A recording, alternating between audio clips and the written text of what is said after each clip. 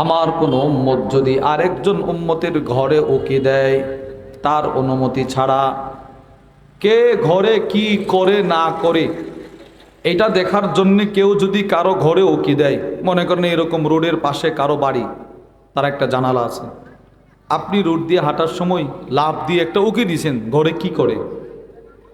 রসুল বলেন, যার ঘরে উকি দিল ওই ঘরওয়ালা যেন কংক্রিট অথবা পাথর অথবা কিছু একটা নিয়ে যেন যে উকি দিছে তার চোখে আঘাত করে, তার চোখটা যেন নষ্ট করে দেয়।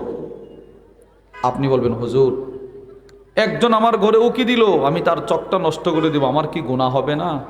নবীজি এই প্রশ্নের জবাব দিচ্ছেন। ওয়ান আবি হুরায়রা রাদিয়াল্লাহু তাআলা আনহু قال, মুসলিম শরীফের বর্ণনা, আবু হুরায়রা থেকে বর্ণিত, তিনি বলেন, আল্লাহ রসুল একদিন আবু হুরায়রাকে বলতে লাগলেন, ও আবু হুরায়রা, লাউ আন্না রাজুলান ইত্তালা আলাইকা, পৃথিবীর কোনো মানুষ যদি আবু হুরায়রা তোমার ঘরে উকি দেয়, তুমি কি করো না করো দেখার জন্যে, ফাখাদাবতাহু বিহাসা, তোমার ঘরে কেউ যদি উকি দেয় তোমার দোষ তালাশ করার জন্যে, কি করো না করো দেখার জন্যে, তো তুমি একটা পাথর হাতে নিবা, একটা কংক্রিট হাতে নিবা, নিয়ে কি করবা জানো? বলে কি? ফাকাতা আইনাহু, তার চোখে তুমি নিক্ষেপ করবা, চোখ নষ্ট করে দিবা। ওগো আল্লাহর নবী, আমি যদি আরেকজনের চোখ নষ্ট করে দেয় আমার কি গুনাহ হবে না? নবীজি বলে, মা কানা আলাইকা মিন জুনাহ, না, তোমার কোনো গুনাহ হবে না, তুমি চোখ নষ্ট করে দেবে। সমাজের একজন আরেকজনের দোষ চর্চা করা,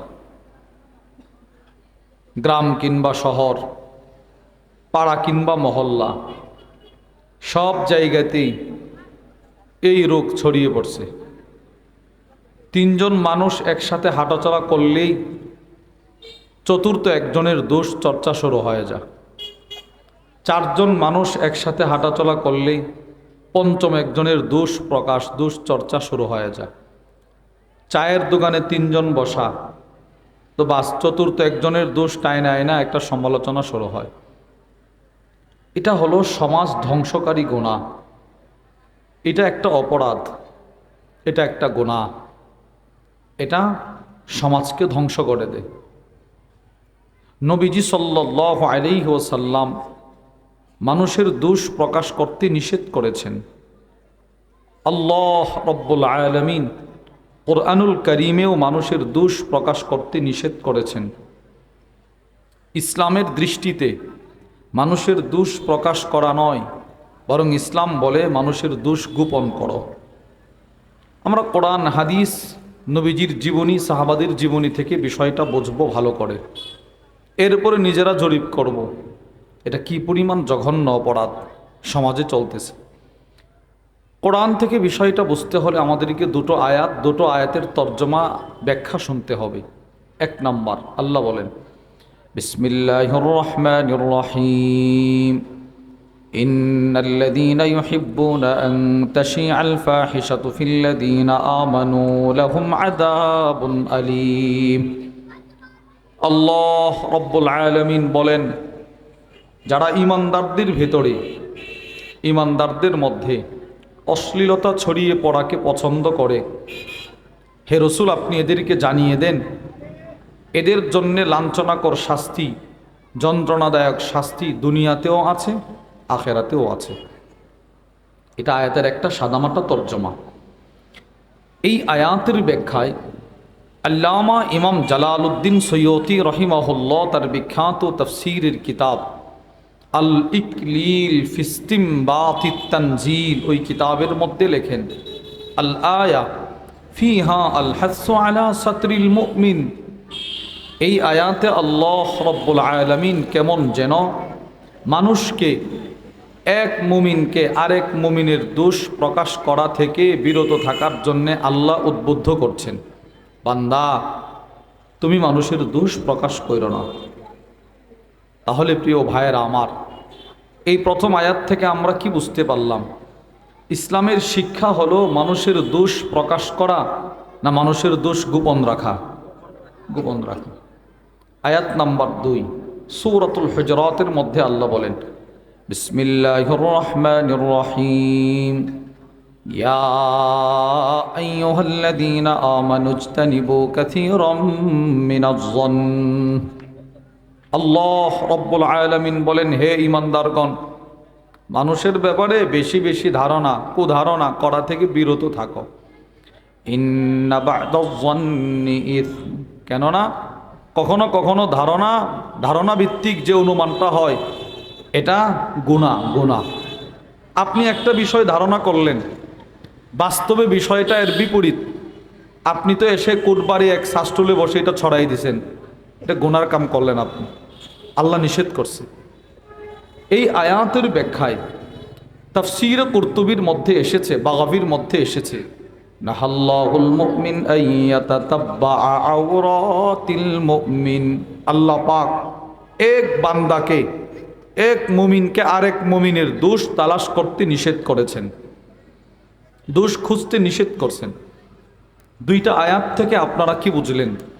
ইসলামের শিক্ষা মানুষের দোষ প্রকাশ করা না গোপন রাখা? সবাই বলেন গোপন রাখা। এবার আসেন আমরা হাদিস থেকে বুঝবো।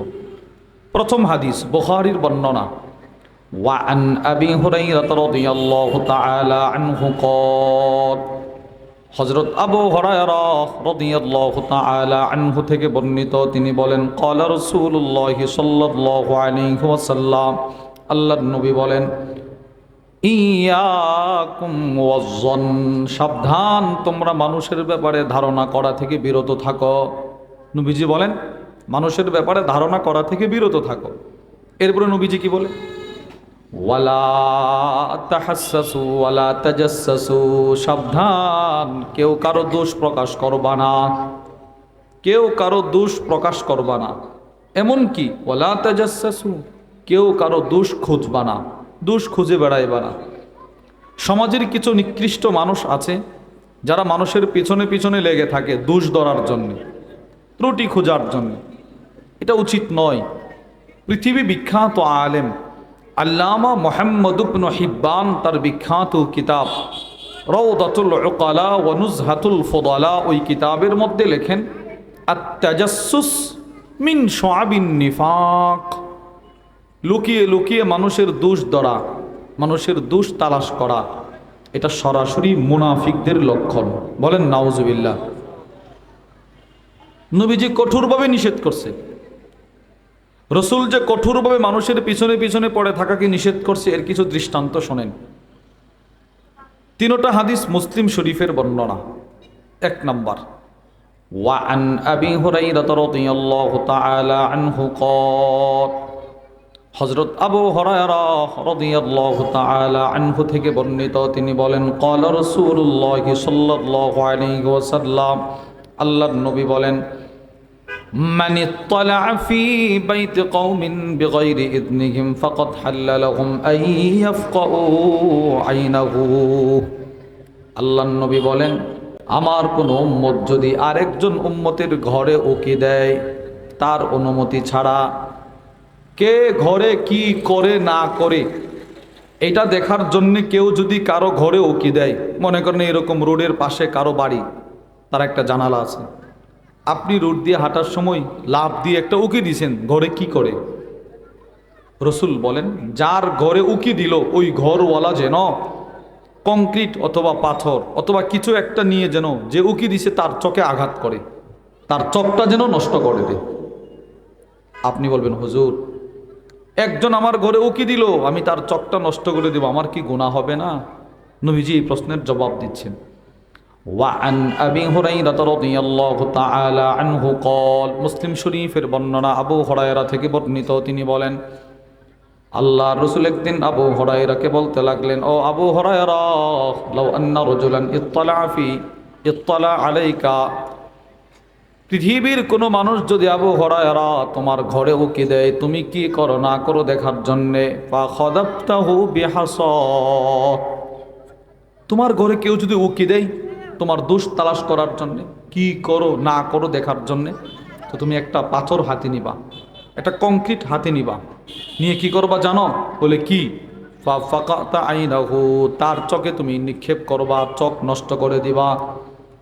ওগো আল্লাহর নবী, আমি যদি আরেকজনের চোখ নষ্ট করে দেয় আমার কি গুনাহ হবে না? নবীজি বলে, মা কানা আলাইকা মিন জুনাহ, না তোমার কোনো গুনাহ হবে না, তুমি চোখ নষ্ট করে দেবে।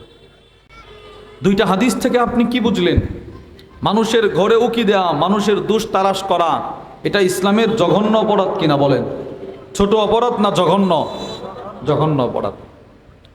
হাদিস নম্বর 3, এটাও মুসলিম শরীফের বর্ণনা। একদিন স্বয়ং নবীজি সাল্লাল্লাহু আলাইহি ওয়াসাল্লাম ঘরের ভিতরে চিরুনি দিয়ে মাথা চিরুনি করতেছে, একটা চিরুনি দিয়ে নবীজি মাথা চিরুনি করতেছে। আরেক লোক ঘরের দরজার ছিদ্র দিয়ে, নবীজির ঘরের দরজার ছিদ্র দিয়ে নবীজি কি করে না করে এটা বারবার উকি দিয়ে দেখতেছে। মুসলিম শরীফের বর্ণনা। وعن سهل بن سعد الساعدي رضي الله تعالى عنه قال, হযরত সাহাল ইবনে সাদ বলেন, আন্না রাজুলান ইত্তালা ফি হুজরিন ফি বাবি রাসূলিল্লাহি সাল্লাল্লাহু আলাইহি ওয়াসাল্লাম, এক ব্যক্তি নবীজির ঘরের একটা দরজা দিয়ে বারবার উকি দিচ্ছিল। ওয়া মা রাসূলিল্লাহি সাল্লাল্লাহু আলাইহি ওয়াসাল্লাম মিদরাহ, নবীজির হাতে ছিল একটা চিরুনি। আল্লাহ নবী ওই চিরুনি দিয়ে মাথা বারবার চিরুনি করছিল।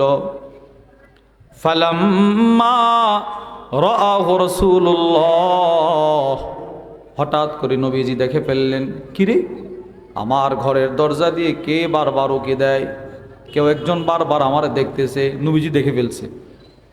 আল্লাহর রসুল দেখার পর নবীজি বলতে লাগলেন, এই বেটা, ইয়া ফুলান, এই অমুক, লাউ আ'লাম আন্নাকা তানজুরনি লাতআনতু বিহি ফি আইনিক, আমি রসুল যদি জানতাম তুমি বারবার আমাকে উকি দিয়ে দিয়ে দেখতেছো, এই চিরুনিটা দিয়ে তোর চোখে আঘাত করে চোখটা নষ্ট করে দিতাম। এই হাদিস থেকে কি বুঝলেন? যেই নবী আপনাকে আমাকে সবচাইতে বেশি ভালোবাসলেন, ওই নবী অপরাধটা কি পরিমাণ গুরুতর হইলে নবীজি বলতেছেন, তোর চোখ বেটা আমি নষ্ট করে দিতাম। আমি ঘরে কি করি না করি তুমি সেটা দেখার জন্য বারবার উকি দিচ্ছ, সরো এখান থেকে, চোখ নষ্ট করে ফেলবো। বলেন তো এই অপরাধটা কি ছোটখাটো অপরাধ না বড় অপরাধ? বড় অপরাধ। তাহলে এই 4টা হাদিস থেকে আমরা কি বুঝলাম? ইসলামের শিক্ষা হলো মানুষের দোষ প্রকাশ না করা, দোষ না খোঁজা, দোষ খোঁজার জন্যেও চেষ্টা না করা। 4 নাম্বার, আবু দাউদ শরীফের বর্ণনা।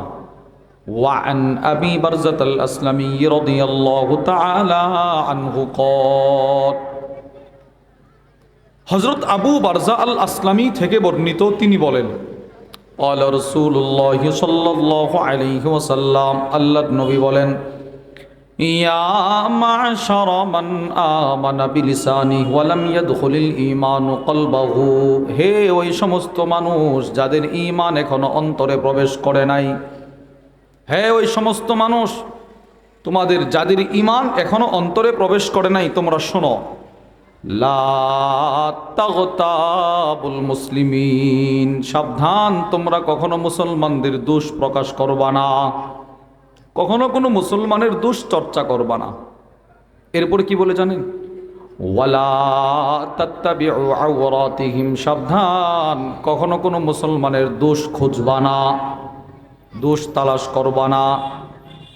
দোষ গুণ মিলিয়েই মানুষ, সমস্ত মানুষ আমরা যারা বসবাস করি প্রত্যেকের দোষও আছে, গুণও আছে। দোষ না খোঁজা, নবীজি বলে সাবধান, কোনো মানুষের দোষ খুঁজবা না। যদি কোনো মুসলমান অপর মুসলমানের দোষ তালাশ করে, নবীজি বলে, মান তাতাব্বা আওরাতা আখিহিল মুসলিম তাতাব্বা আল্লাহু আওরাতাহু, পৃথিবীতে কোনো মানুষ যদি আরেকজন মানুষের দোষ তালাশ করে তো আল্লাহ পাক ওই লোকের দোষগুলো তালাশ করবেন। নাউজুবিল্লাহ বলেন। আচ্ছা বলেন তো, আমি আমার জন্মের পর থেকে, আপনি আপনার জন্মের পর থেকে আজকে 29শে নভেম্বর 2025 সাল, এই আজকে পর্যন্ত আমরা এক একজন কি পরিমাণ গুনাহ আর অপরাধ করছি পৃথিবীর কেউ না জানলেও কিন্তু একজন জানেন, তিনি কে? সবাই জোরে বলেন, তিনি কে? আল্লাহ। আল্লাহ কিন্তু সব জানে, আমারগুলোও জানে, আপনাদেরটাও জানে। এবার নবীজি বলেন, তুমি যদি কোনো মানুষের দোষ তালাশ করো তো আল্লাহ তোমার দোষগুলো তালাশ করবে। তো আল্লাহ যদি আমার দোষ তালাশ করে, আমার বাঁচার কোনো সম্ভাবনা আছে? না। নবীজি বলে, ওয়ামান তাতাব্বা আল্লাহু আওরাতাহু ইয়াফদাহুহু ওয়ালাউ ফি জাওফি বাইতি। আল্লাহ যদি কারো দোষ তালাশ করে তো ওই লোকটাকে তার ঘরের ভিতরে লাঞ্ছিত করে ছাড়েন। বলেন নাউজুবিল্লাহ। আল্লাহ আপনার দোষ তালাশ করলে কোট বাড়িতে আপনি লাঞ্ছিত হওয়ার দরকার নাই, ঘরের মধ্যে আপনাকে লাঞ্ছিত করে ছাড়বেন। তাহলে 5 নম্বর হাদিস, এটা থেকেও আমরা বুঝলাম মুসলমানের দোষ প্রকাশ করা না গোপন রাখা। ইসলামের শিক্ষা কি? প্রকাশ করা না গোপন রাখা? গোপন। 6 নম্বর, এটাও আবু দাউদ শরীফের বর্ণনা। ওয়ান মুআবিয়া রাদিয়াল্লাহু তাআলা আনহু قال, হযরত মুআবিয়া রাদিয়াল্লাহু তাআলা আনহু থেকে বর্ণিত, তিনি বলেন, ক্বালা রাসূলুল্লাহ সাল্লাল্লাহু আলাইহি ওয়াসাল্লাম, আল্লাহর নবী বলেন, ও মুআবিয়া, ইন্নাকা ইনিত্তাবা'তা আওরাতিন নাস আফসাদতাহুম। মুআবিয়া, তুমি যদি কোনো মানুষের দোষ তালাশ করলা, দোষ প্রকাশ করলা, তো কেমন যেন তুমি ওই মানুষটাকে ধ্বংস করে ফেললা। সমাজের মধ্যে মনে করেন একটা মানুষ, কিছু মানুষ আছে, সে চায় ফ্রেশ চলাফেরা করার জন্য, গুণামুক্ত জিন্দেগি যাপন করার জন্য সে চেষ্টা করে। তার কোনো অপরাধ নাই, তার কোনো খারাপ রেকর্ড নাই, কিন্তু কোনো একদিন শয়তানের কুমন্ত্রণায় পড়ে সে একটা অপরাধ করে ফেলছে। কেউ জানে না, দেখছেন শুধু আপনি। কেউ দেখে নাই, শুধু আপনি দেখছেন। কেউ জানে না, শুধু আপনি জানছেন। সে চিন্তা করলো, হায়, সমাজ আমার এতে একটা মর্যাদা আছে, এই যে অপরাধটা করছি সে তো দেখে ফেলছে। তো এই লোক গোপনে গোপনে তওবা করছে, মাপও পাইছে। কিন্তু আপনি শুধু জানেন যে বিষয়টা, আপনি এটা বাজারে গিয়ে সকলের কাছে বলে দিয়েছেন। এখন সে চিন্তা করবে, আমার একটা সম্মান আছে, মান সম্মান আছে, আমি এই মুখ কেমনে সমাজে দেখাবো। এই টেনশনে হয়তো সে আত্মহত্যাও করবে, অথবা এই পরিবার ছেড়ে, এই এলাকা ছেড়ে সে অন্যত্র চলে যাবে। এই যে একটা কষ্ট দিলেন আপনি তাকে, নবীজি এটাকেই বলতেছে, মুআবিয়া, তুমি কোনো মানুষের দোষ তালাশ করলা, কোনো মানুষের দোষ প্রকাশ করলা, মানে তুমি লোকটাকে ধ্বংস করে দিলা, তার সুখের একটা জিন্দেগি তুমি তছনছ করে দিলা। সে না হয় শয়তানের ধোকায় পড়ে করছে, হইতে পারে সে তওবাও করছে। আল্লামা ইমাম ইবনু কাইয়িমিনুল জাওজিয়্যা রাহিমাহুল্লাহ তার বিখ্যাত কিতাব আল ওয়াবিলুস সাইয়্যিব ওয়া রাফিউল কালিমিত তাইয়্যিব, যেই কিতাবের বাংলা করেছেন আমাদের হযরত ওয়ালা আরিফ বিল্লাহ হাকিমুন নফস আল্লামা মুফতি মুশতাকুন নবী কাসিম হাফিজাহুল্লাহ, যিনি আজকে শেষ বয়ান করবেন, হযরত এই কিতাবটার বাংলাও করছে। ওই কিতাবের মধ্যে আছে, কখনো কখনো বান্দার গুনাহ বান্দার জান্নাতে যাওয়ার কারণ হবে। সুবহানাল্লাহ। হুজুর, গুনাহ আবার জান্নাতে যাওয়ার কারণ কেমনে হবে? যেই গুনাহটা করার পর বান্দার অন্তরে একটা ধাক্কা লাগছে, আমি কি করলাম, আমি শেষ। এই ধাক্কা লাগার পরে সে সাথে সাথে তার যার তওবা নসিব হয়েছে, তওবা করছে আল্লাহর কাছে, আল্লাহ আমি ভুলে কাজটা করে ফেলছি, আমি আপনার কাছে ক্ষমা চাই, আপনি আমারে মাফ করে দেন। এই একটু চোখের পানি ছাড়ছে, তো আল্লাহ পাক তার গুনাহটা ক্ষমা করে এই গুনাহটাকেই নেক দ্বারা পরিপূর্ণ করে দেয়। ইউবাদদিলুল্লাহু সাইয়্যাতিহিম হাসানাত, ওই যে নেক দ্বারা পরিপূর্ণ করছে, ওই গুনার চাকাটাই তার নেকের চাকা হয়ে সে জান্নাতি হয়ে যায়। তো সে একটা অপরাধ করছে, হতেও পারে সে আল্লাহর কাছ থেকে ক্ষমা চেয়ে নিছে, আপনি যে বলে দিলেন সমাজে, এখন সে মাথা কেমনে দেখাবে, মুখ কিভাবে দেখাবে, এই টেনশনে সে কিছু একটা করে ফেলছে। এই কথাটাই নবীজি বলতেছে, মুআবিয়া, তুমি কোনো মানুষের দোষ প্রকাশ করলা, তালাশ করলা, মানে তুমি মানুষটারে ধ্বংস করে দিলা। তাহলে প্রিয় ভাইয়েরা আমার, আমরা এই 6টি হাদিস থেকে কি বুঝলাম? ইসলামের শিক্ষা হলো মানুষের দোষ প্রকাশ করা না গোপন রাখা? বলেন, গোপন রাখা। এবার আসেন, কোরআনের আয়াত এই হাদিস থেকে বোঝার পরেও কেউ যদি মানুষের দোষ বদনাম চর্চা করে, মানুষের দোষ প্রকাশ করে, এর শাস্তিটা কি? অনেকগুলো ভয়ঙ্কর শাস্তি আছে। 1 নাম্বার, যারা মানুষের দোষ প্রকাশ করে, নবীজি বলেন তারা হলো সমাজের সবচাইতে নিকৃষ্ট মানুষ। বলেন নাউজুবিল্লাহ। আবু দাউদ শরীফের বর্ণনা, ওয়ান আব্দুল্লাহ ইবনে উমর রাদিয়াল্লাহু তাআলা আনহুমা ক্বাল, হযরত আব্দুল্লাহ ইবনে উমর থেকে বর্ণিত, তিনি বলেন ক্বালা রাসূলুল্লাহ সাল্লাল্লাহু আলাইহি ওয়াসাল্লাম, আল্লাহর নবী বলেন মিন শাররিন নাস যুল ওয়াজহাইন, নবীজি বলেন আমার উম্মতের মধ্যে সবচেয়ে নিকৃষ্ট মানুষ হলো যার মুখ দুইটা, যে দ্বিমুখী স্বভাব চরিত্রের মানুষ, যার মুখ হলো দুইটা। বলেন মুখ কয়টা? বলেন না কয়টা? দুইটা। হুজুর মানুষের মুখ দুইটা মানে বুঝলাম না। নবীজি ব্যাখ্যা করেন আল্লাযী ইয়াতি হাউলাই বিওয়াজহিন ওয়া হাউলাই বিওয়াজহিন, কোটবাড়ির দুইটা পাড়া, দুইটা মহল্লা তর্ক বিতর্কে লিপ্ত, ঝগড়া শুরু হবে, ঝগড়া হবে, এখনো ঝগড়া হয় নাই। মনে করেন বাজারে একটু তর্ক বিতর্ক হয়েছে, এই দলও বলছে ঝগড়া হবে, ওই দলও বলছে ঝগড়া হবে, এখনো ঝগড়া হয় নাই।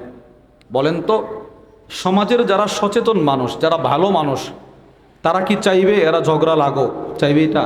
না। তারা যেভাবেই হোক চেষ্টা করবে এই ঝগড়াটা যেন মিটে যায়, মিটমাট হয়ে যায়।